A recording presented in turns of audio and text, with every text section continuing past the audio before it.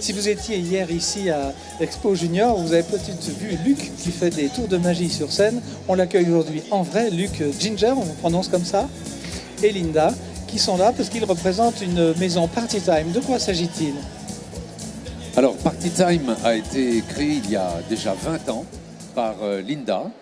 Linda qui se destinait à toute autre chose, qui faisait un autre boulot. Et puis à la naissance de sa fille, elle a organisé plein de choses, tous les anniversaires et tout ça. Tu me dis Linda si je me trompe, hein. C'est bien ça. Hein. Je vous ai dit qu'il était magicien. Donc. Et quand sa fille a eu 6 ans, elle a organisé un super anniversaire. Et elle s'est dit, mais c'est tout à fait ça que j'ai envie de faire de ma vie. Organiser des anniversaires pour les enfants, organiser des manifestations pour les enfants. Et donc, voilà, elle en a fait son métier. Elle a monté sa structure. Et elle fait ça depuis plus de 20 ans. Alors, vous êtes présente depuis la première exposition ou c'est votre première participation? Pas dans le micro. Non, on était là la première exposition. Qu'est-ce que ça a de spécial un salon? Comment? Qu'est-ce que ça a de spécial un salon comme celui-ci?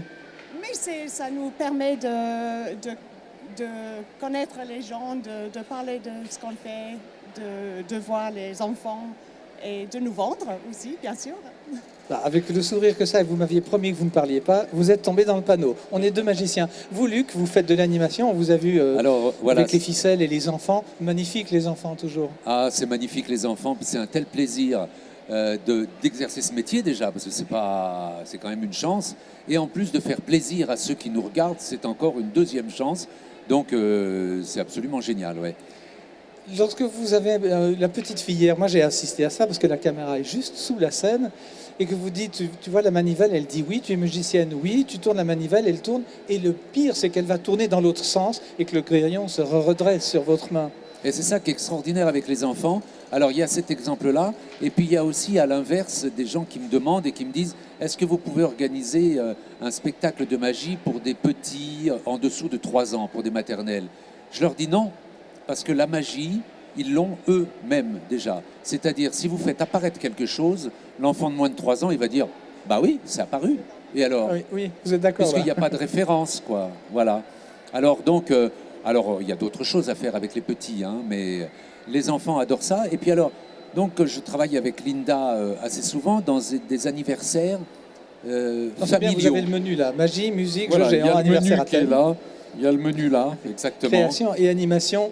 Animation, peluche. Alors, et puis de temps en temps dans les anniversaires, j'ai aussi les jeux en bois que vous avez peut-être vus là. Et puis quand Linda me propose des contrats, il y a les jeux en bois pour faire attendre les enfants, pour les calmer. C'est des jeux qui sont très tranquilles. Et ensuite de la magie. Et les deux se complètent très très bien. Voilà. Deuxième journée aujourd'hui. Est-ce qu'on a le droit de dire qu'il fait un temps idéal pour venir au salon? Eh bien, écoutez, moi, je viens d'Annecy. Là, je peux dire qu'il fait un temps idéal parce que le ciel est totalement bleu. Alors que là, c'est le stratus.